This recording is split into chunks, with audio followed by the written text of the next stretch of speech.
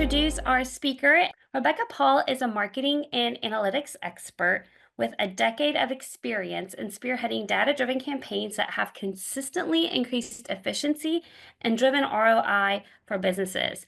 She brings a wealth of experience in leading marketing strategy for offline channels and digital channels, including SEO, email, paid search, and social media. But analytics aren't her only area of expertise. Some fun facts about Rebecca. Back in high school, she played throw ball, which is a very popular sport in India. And she was so good that she was the team captain and the sports captain. And now, after 20 years, she has picked it back up and she plays locally in Austin, Texas, where she lives.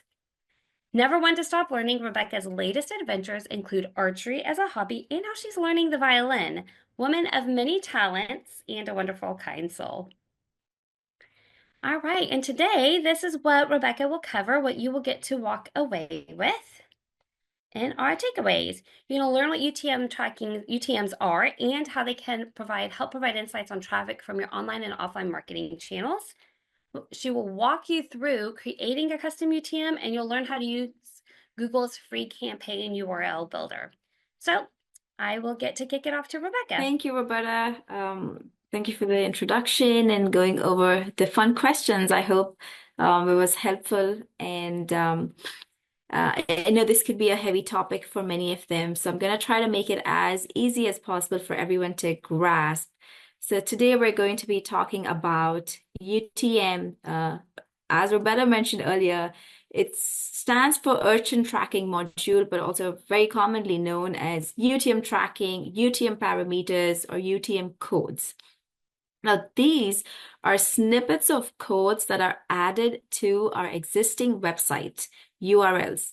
Now, for the purpose of tracking online marketing performance and to better understand how a specific audience from a specific channel is behaving on the website. Now, these are custom URLs. They provide marketers or even like organizations with detailed information on how that specific campaign, say a content piece or a marketing channel, is performing. Now, in this example, if you note on the right side, you will see that everything after the question mark is part of the UTM tracking code, and that each of the UTM parameters are added onto it. So whatever is highlighted in the blue is the website URL, and everything after the question mark is a UTM parameter. Now, what are some of the big advantages of using UTM codes or UTM tracking URLs? If you have specific campaigns that are run in specific times during the year, they are great to measure these campaigns year over year, and then you can compare year over year performance of these campaigns or even seasonal campaigns. You can view your traffic, your bounce rate, your session duration, like how each of these key metrics are being performed on these specific campaigns, whether it's a donation drive, whether it's like a Giving Tuesday or a December or a Thanksgiving donation that's happening, or a volunteer campaign that's happening. So any of the different campaigns that you have, we're going to kind of walk through what that looks like and how to kind of pan that out when you have a campaign in the coming weeks or in the coming months. So there are 5 main UTM parameters. The first 3 that you're seeing, source, medium, and campaign, these are required in Google Analytics 4. And the last 2 are optional. Content and term are really optional. So we can go over each one of these. And I want to go back to the previous URL. So when you're seeing the original link over here on the right, and then you're seeing these additional UTM parameters after the question mark. So each of these is adding these 5 parameters that we're just going to talk about. And collectively, you're going to have the entire URL.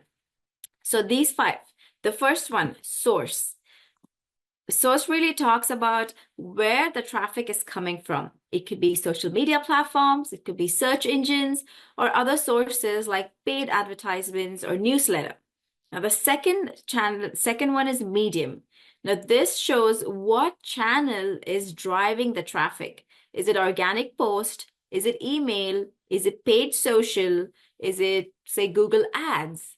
Or is it something like a direct mailer? You're doing postcards with QR codes. So this really shows what that channel is. Source and medium kind of go hand in hand. So it's very important to note that, let's say, if we say the source is a newsletter, then the medium has to be email. Similarly, if it's organic or if it's social, then or Facebook, then it has to be social. So we'll go over some examples of what each of these looks like. Now, the third one is campaign. Campaign tracks a specific campaign's performance. What's key here is every campaign should have a unique name. This is so you can keep track of all the traffic. This could be the name of the content, the name of the call to action, a specific deal or a product, for example. It could be any of those things, but it's always good to have like a campaign name before you start creating the tracking URLs. And then finally, we have content and term. The content is particularly useful for different landing pages or emails that contain multiple call to actions, so you can see which one performs best. But this is also something that we can use to identify or segregate the different types of content within the campaign. And finally, we have term, mostly used for keywords that's driving traffic and often for PPC, which is paid per click, or Google Ads, to know which keyword is performing well when you're bidding. So here are some examples that you see on the right. And you have source as Facebook. So when you have source as Facebook, which is where the traffic is coming from, it's naturally makes sense to have the medium as organic social. So it would be, these are some of the key things to remember, because when we have source as Facebook and medium as email, that definitely would not help Google in its understanding of the traffic. Similarly, if you have source as newsletter, and then the medium is naturally would be email. Now, these are the two critical elements, source and medium, where we need to be careful about what we're choosing. However, when we look at campaign and content, this could be completely up to the organization and the individuals leading the marketing teams to create campaign names or give these names. One thing you will notice, if I've used underscore for each of these, and we will go over best practices, but one of the key practices to remember when we're creating UTM parameters is everything in lowercase works best, helps Google understand the URL best. And then by giving underscore, we are helping Google read word by word more clearly. For example, but there is no set way to do it, right? So we're saying organic underscore social. You could also have organic social as one single term. For example, we're saying source is Facebook. Collectively, you can also have FB as the source. So really have what goes in there in terms of like what words to use or what is the abbreviation to use is up to individuals and teams. But we want to make sure that we're consistent across the company and across all campaigns and tracking parameters. So it's very easy for us to track it when we're looking at this data in Google Analytics. So these are the main parameters. By combining 5 of these is what we will see the main tracking URL. And so now we will move on to the next step, which is how do we create these UTM codes? Now, creating them is actually pretty simple, but I think the hardest part would be to kind of identify what goes in each of these terms. There's a really nice tool, which is the Google's Campaign URL Builder. To avoid any errors and to make the process faster, I always recommend everyone to use the UTM code generator. This way, you're seeing the example here, and we will also do a walkthrough. This way, we know that we're just entering the information in the specific rows, and we're getting the generated URL. I think this is a great way to avoid making mistakes. But before we get into creating the UTM codes, as I mentioned before, one of the other things that we need to keep in mind is what is the information that we need to have before we go to the campaign builder. Here are just some examples to think of. And as mentioned earlier, a key thing for us to always remember is what is the name of the campaign, right? How many campaigns do we have? Is the campaign for for 2 months, 3 months, but the time period is also important. It could be seasonal, and some clients could have year-long campaigns, right? You could have a donation campaign throughout the year in specific times, and you do not want to change the campaign name. Or for the next coming year, you have a specific campaign that you want to run throughout. So here are just some very common examples. Let's say April sale, we can say April donations, Black Friday, Thanksgiving. So once we identify the campaign name, that's when we kind of have to think through like the process to think about what then is the medium, what then is the source. So our thinking process should be, what is the campaign we're going to run in the coming months or this month? And then what are the channels? So we could think about, we're having a Thanksgiving campaign, for example, and we want to use, send people postcards with a QR code. We want to send an email newsletter. We want to do Facebook post. We want to do maybe 2 ads on Facebook and Instagram. So that's where the medium comes in. So as you're creating the marketing plan, keep this in mind where we want to create tracking URLs while you have the marketing plan in place. Then we think about what is the source for each of these marketing mediums. So if you're saying we want organic, are we looking at only Google or Google, Bing, and Yahoo, for example? CPC is cost per click, also known for ads, say Google ads. So in this example, you can do Google ads, Bing ads, Yahoo ads, YouTube ads, and Facebook ads. And you can use CPC. And then we have email. Now for email, the source could be, say, newsletter, just very generic, or if you have a platform you're using like MailChimp, Constant Contact, Klaviyo, or Shopify, then that could be the source. Then finally, we have social and referral. For social, we have all the social media channels that can be laid out. For referral is if you have any of your if you're doing like a press release for that particular campaign, or if you are advertising on third-party sites. For example, we have NY Times or coupons. So the medium would be a referral, and you can create the source names. So what I think would be helpful is to do a simple walkthrough of what that looks like. And I'm going to share my screen here and perfect. Kind of go over what that would look like if we were to create we create a few tracking URLs. And for ease of time, I've just put in some dates, and this template is going to be available to everybody after the webinar. So you can use this as your template, make a copy of it, and then you can create your campaign names and stuff. So you can put in the dates for when each of these will go out, just so you have the tracking in place. Then we look at the marketing channel. We see what are the different channels. For convenience, you can always create campaign if you are using, let's say, like as we just went through the image on the screen, we can use, say, campaign and write down campaigns. However, I would, just depending on how you function independently as teams, if you want to have different tracking templates for different campaigns, that way everything is not condensed into one and it's not being confused, which is why I did not add campaign. But if you want everything in one sheet, you could always add campaign within the same, so you can see the different campaigns run. So this is again for internal purposes. We're just going to add some marketing channels. For now, I've created print mail, which is basically a postcard with QR code, email, Facebook post, something on the website, and maybe another Facebook and Instagram post, but maybe this one's paid.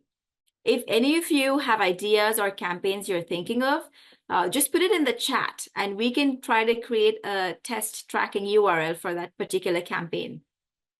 Once you have the channel identified and you know the campaign, I have chosen 2 campaigns for this particular example here. So the first one, and maybe it actually makes sense for me to add campaign here. So let's say this one is Thanksgiving campaign. I'm going to keep it short. And then this one's Christmas or year end. So that way we have the campaign name. We're going to look at market the channels, which is basically the medium. We're going to do 3 different examples for Thanksgiving and 2 for Christmas. The description is mostly just what each of these is. So for print mail, we're doing Thanksgiving donation postcards. You can add with QR code or with a reference back to how that URL is. And then you have email, thanks donation email newsletter. And this is also a donation Facebook post. The destination URL is going to be your website URL. So I'm gonna be more specific, your website destination URL. This means whenever you post on social media, you don't just post this URL. You're gonna post the newly generated tracking URL. So when you're posting on Facebook for this particular campaign, we know exactly that there are users coming in from this particular Facebook post or email or just print mail. For example, we've taken the Get Together organization and they have a Donate Now page. So we're going to use that as our primary website URL. And now we're going to work through this process. We're going to create these UTM parameters and then finally we'll have the whole generated URL. Now for source, because this is going to be a donation postcard and this is going to be a QR code, we're going to do QR_code. And again, it's up to individuals creating the tracking code. You can do QR code as well, or you can do QRC. But I'm just doing QR_code just so it stays within the standards of Google, how Google understands URLs. And then medium is always important to look at the channel and then figure out the medium. So for medium, we're saying print mail. Now you could call it direct mail in your organization, or you could call it print mailer, print mailing. Doesn't matter what you call it internally, is much preferable to use the same thing in your medium. So now the medium becomes print_mail. Now let's say you have direct mail is what you're calling it. We can just make this direct_mail. And the key again is to be consistent, to remain consistent in how we are naming each of these. Because once this generated code is in Google, the Google's going to identify users coming from this QR code as what we ask it to. We won't be able to change that. And changing it in the future will only cause inconsistencies in how we're understanding that data. Now, campaign, and as I mentioned, because we're calling this Thanksgiving campaign, but internally the marketing teams have decided to call it the Give Thanks campaign. So I'm going to call this the Give Thanks campaign or Give Thanks Thanksgiving campaign. So that really gives us an idea of what that campaign name should be. So over here, if we have a long term, it could be a long campaign name, we can abbreviate it and use it. But because Give Thanks is not that long, I'm going to do give_thanks_2024. Now, the reason I want to add the year is if you're having this campaign every year, this is a great way to identify. So the next year, when you're having the similar campaign, you can use the same parameters and just change the campaign name to Give Thanks 2025. So that way, every year you can see how many people have come from the specific campaign and how the engagement has occurred or how many donations have happened. So it's another great trick that we can use when we have the right campaign name and we have the year included. Now for content, I like to call this the call to action approach. Whatever is the call to action in your content, that would be a great way for us to identify. Even though content is not mandatory, I think it's a really helpful to segregate what are the different types. For example, if you have 2 postcards going out, the first one is for donation, and the second one is for volunteer. You can have everything as the same, and I'm just gonna do this as an example so that ways we can see how that's different. Give Thanks, print mail. This is going to be Thanksgiving donation postcards. This is going to be Thanksgiving volunteer postcards. These are just examples. If any of you have better examples, feel free to type them in. So all of this will remain the same for that particular thing. But here, the content will be donate now. But here, the content will be volunteer today, or it can just be volunteer. It doesn't have to have, it can just be one single word, or it can just be donate. So this way we're able to identify how many of those mailers have come from the same campaign, but also how these individual print mailers have performed, because we can separate them by content. I'm not using term because it's mostly for ads and keywords. It's not something that I'm going to use right now. But if you have questions at any point on how to include term in your tracking parameters, you can reach out to us at Solace, and I'm happy to discuss further. So this is the first step in creating tracking URLs. So now we have all of this fun information. And I want to be mindful of the time. So let's say for email, right? For email, I'm going to add, we have, if you're using MailChimp, you can say MailChimp underscore newsletter or MC underscore newsletter. So it depends what's convenient to the two people in the organization, or whatever you're comfortable with. Now here, the term is going to be email, and the campaign is going to be the same, because all of the first four that we have, they're all give thanks campaign. So the campaign name is going to be the same, but we're going to have different channels and different sources of where it's coming from. So for here, we're going to say Facebook is the source. And if you are doing paid ads, I would always recommend separating it out. Say we're going to separate out as organic social, or you want to do paid social, we can do paid social. Now for ease, because we're using underscore, I'm going to use underscore here too. And similarly, we're going to see what is the content in MailChimp. It could just be donate. It could just be give now. This could be give now. It could probably be the same. As long as it's different source, it could be the same thing. It should be fine as long as we have the content the same as some of the other channels. Coming to Christmas, and this is an example of one of the clients who have recently done UTM tracking. Their campaign is called Triple the Hope campaign.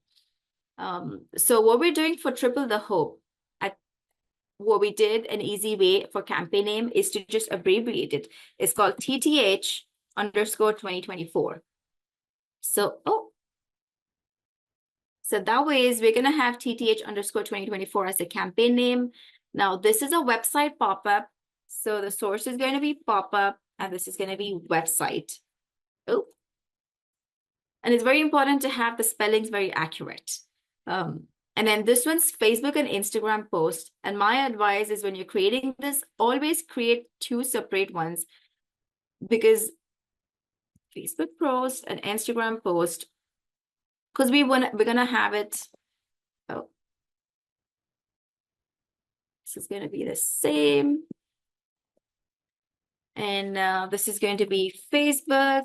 It's going to be Instagram or IG. And then we're going to have organic social post. I'm going to copy paste the same thing here. I'm going to copy paste the same thing here. So for content, I'm going to leave the content for now, but like here's another fun way to look at content. Let's say the URL that the post is going to is blogs, and it's going to you make a difference. So the content could be make a difference. So these are just some creative ways to think about. There is no hard set in stone of what the content should be. So once we have these, and I'm going to keep this as, I'm going to keep it at donate now to save time. So once we have the content, this key Excel sheet, and this is going to be saved, and everybody in the organization is going to be using this. So once we have this, we go to campaign URL builder, and this link will also be shared to everybody. And what we're doing here is we're entering all of this information. You can always use an Excel URL, Excel formula, but to avoid any errors, I think it's easier to go here. So we're going to copy that donate now. We're going to copy the source, the campaign medium, the name, and the campaign content, which is donate now. So you're going to copy and paste that here.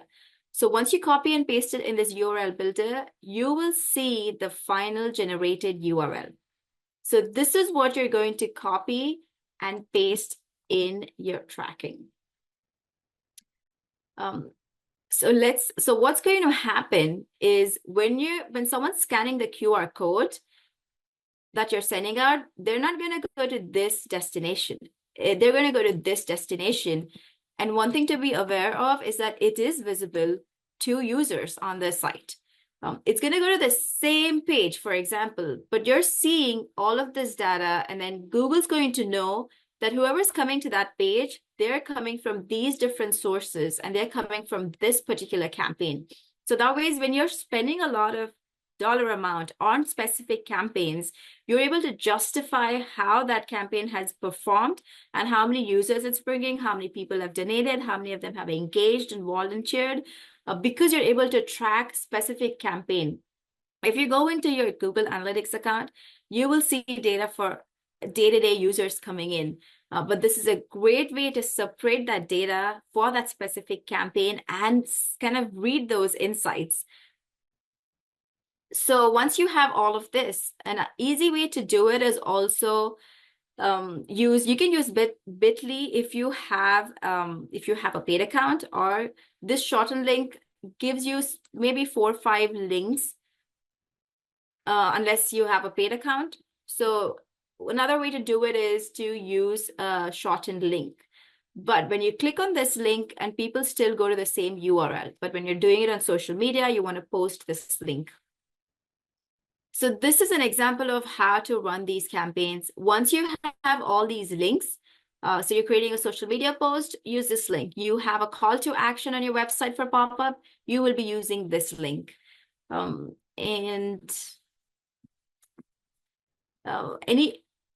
Any other examples that anybody has? If not, we can move on to what now, right? Like what next? Say you have the URL, you have put your Facebook post, or you have this new URL of print QR code sent out, and people are using it. Now people are coming to the site and they are using this QR code. Here are some additional examples that you can look at your convenience. Examples of print mail, email.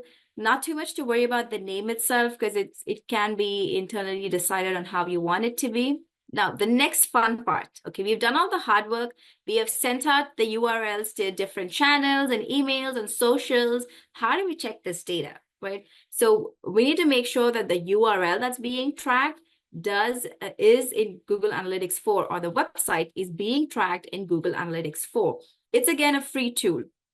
So we sign into Google Analytics, and you go to reports. On the left side, if you go to reports, you will see one of these 2 sheets, which is traffic acquisition. So you can click on traffic acquisition once you find it. And when you go into traffic acquisition, this is going to be what you're going to see. You can choose the date. I've highlighted on the right side. You can choose the specific dates for weeks or for that day. And what you will only have to look at, is highlighted in red over here, is go to source and medium. It's a drop-down filter. By default, it is set to channel. So you can just click on it and choose session source and medium. And then here are some great examples. Like this one says the source is website, the medium is donate CTA. This one's constant contact, email. Then source is pop-up, the medium is website. So whatever you have tracking, which is why it's so important to create that Excel sheet and also to save it. So you know what is the source and medium that you have for those particular campaigns. You can go to Google Analytics at any point and search for those source and mediums. And here on the right side, you will see sessions, how well they've engaged, right? Like how much time they have spent. What are the events that they have? If you have any custom events, like you can choose what are the form submissions, what are the donations for any of the custom events that users coming in from these channels, sources and mediums have performed. So this is, to summarize, a great way to create these tracking URLs and to see how we can track the engagement. Just some final best practices. I'm going to go over them quickly So I know we ran a little bit out of time. We want to be specific about platform names, especially when we're saying Facebook or LinkedIn. We don't want to just say social when we're using it as source. We want to be specific whether it's Facebook or LinkedIn or Twitter, or it's organic social or paid social. Because when you're reviewing this data in the future, you don't want any of the team members to be confused, or you don't want to just be more confused. And we don't want to confuse Google itself. And then it's always advisable, as mentioned, to use lowercase. When we use uppercase and lowercase, though it's sometimes it's like a default habit, it can be confusing for Google to do the tracking. And we want to be consistent. We want to use the same names, same words, same structure for any of the conventions. For example, if we are using paid social, we want to continue using paid social or organic social. We don't want to suddenly change it for another campaign to social CPC. So if you identify one particular source or medium or campaign or content that's set specific to a particular campaign, then we just use that across. For example, if you want to use Google Ads, we will just use Google Ads for all campaigns throughout the year, and probably for every other tracking URL, instead of using Google Ads for one, and for the next one, we're going to use PPC or search ads. That's just going to be more confusing. And we want to avoid duplications. We don't want to repeat things which makes it more redundant. For example, we could use year 2016 or annual 2016 instead of using annual year 2016. And using a URL shortener will make the link easier and reduce the chance of typos. And I have seen in the past a majority of the mistakes come with typos. So make sure that you double check the Excel sheet before generating the UR code that's going out in public. Because like you've seen, I've just made some mistakes by misspelling the name itself. So sometimes it happens, we missed an A, we missed a G, but we want to make sure that it's verified and it's correct. Because if you make a spelling mistake, you're going to have to live with that for all of the tracking campaigns you're going to create throughout. And finally, just be transparent and be very aware that these URLs are visible to users in the address bar. So it is going to be seen. So you don't want to have anything of value or anything that you shouldn't be saying. Anything that's internal should be kept internal, but these URLs can be viewed by users. So we want to be mindful of that. And finally, a couple of things to note is we want to limit the use of UTM parameters for internal links. For example, for a website pop-up, it's fine, but we don't want to start creating these UTM parameters for every banner that's on the site. Or if you have different products or different links, we don't want to be creating these tracking URLs for within the website. The main goal is to identify outside channels. So maybe one or two here and there is fine for a website pop-up, but it would be good to avoid using them for internal links. And finally, just keep it short, meaningful, and there isn't a limitation. Collectively, it's up to 2,000 characters, but it doesn't mean we got to use all of it. So I would say it would be good if we keep it around, say, to 300, below 300, or maybe 320 characters. So to make it easier in the Excel sheet, I'm going to share my screen a bit one last time. I've created a separate second page, if you're able to see my screen. And here I have created this character count. So this Excel formula will let you know what is the character limit of your existing URLs. Like some are 38, some could be 83. And let's say we have this generated code. So I'm going to take this generated code. If you don't have access to a paid URL shortener and you want to use the main one. So when I put in the generated code, it's going to give me a character count of 132, which is we are still within limit. That's great. So we can go up to 300 is also good, 320 is good, but anything beyond might become too long. So this gives you the opportunity to say add longer content terms because you want to be specific as possible to help you identify what that tracking is. So this is you can use this character count if you want to use it to identify what are the limits of and how far you have come through. So in summary, the main goal of this webinar was to know what UTM tracking is, how it helps you track specific campaigns throughout the year, and where to find this tracking in Google Analytics. So I hope this was very helpful to everybody. And with that, I'm going to move on to the next slide for questions. Thank you, Rebecca. That was very, very helpful. Um, if any of you have any questions, please list them in the Q&A section. Um, Rebecca, Mina Mhm. Mumbauer from Prestige Learning Institute had an example for us to use. Um, it's in the chat. It's prestigeinstitute.org/give. Oh, I Do you see it. mind, you see it? Okay. Do Perfect. you mind Yeah, sharing your screen and of walking her through that? course. Thank you. So this is great. I love doing examples like this. So we have the destination URL as give. Now this makes it easier because my understanding is we want to give in this campaign. Oh, Oh, my there's a period at the end of yeah, give? I just realized I copied the whole thing. Oh, there we go. So you have the power to share hope. I love this page because see, we have share hope, make a difference. Any of these can be used as campaign names. Because we don't have too many conversations on this campaign yet. So let's say, for the sake of this, I'm going to move back to the original one here. So we're gonna say this is called Share Hope Campaign. This makes it a lot easier. And then I'm just going to use the same date. And we want to do, I see in the comment, it says it's a mailer, if I'm not wrong. Oh, a first Yeah. mailer. So they're going to do a mailer, which probably has a QR code. And the description is, let me look a little more at the site and just say share hope campaign, um, make a difference. Okay. Difference, give, camp, give. I'm just going to add a couple of notes just for internal, right? Like all of this is going to be internal. What we are going to be using in the campaign builder is these key. Maybe it will help to kind of have all of this also in yellow because this is what we're going to be using. And everything else prior to this is going to be for internal purposes. So now the source is going to be QR code because that's how people are coming to the site.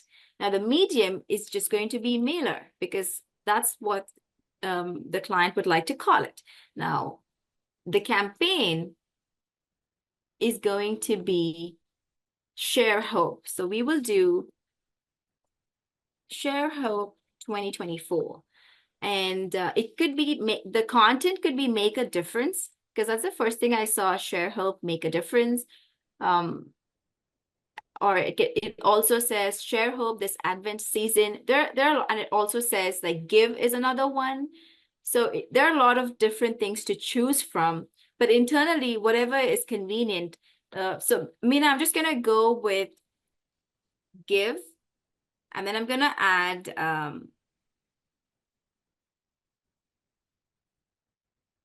How about Christmas? Yeah, Advent is perfect. yeah, I'm gonna give Advent season just because it's the first thing that I saw. But if you think make a difference is a better call to action for this, or just based on how you're conducting your plan, you can just create that.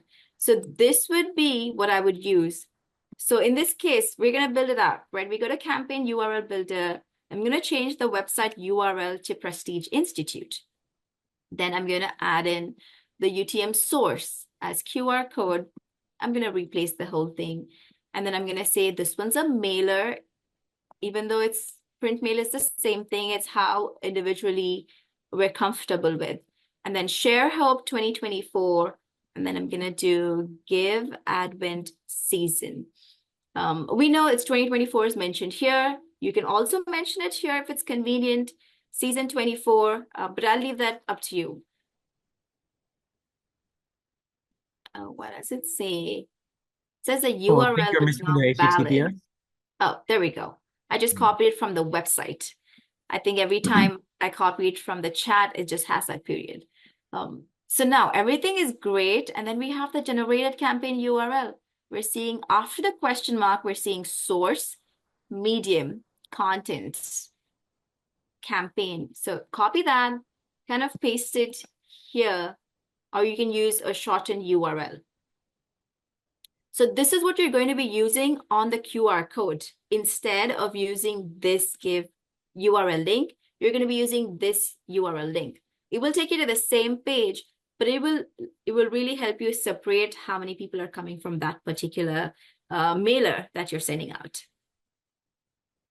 So I'm going to stop sharing my screen, kind of go back to see if you have any other questions. I hope that was helpful, Mida. If you have any more, feel free to reach out to us. Yep. We're already way over time, but it was a very, very valuable webinar. Rebecca, thank you so much.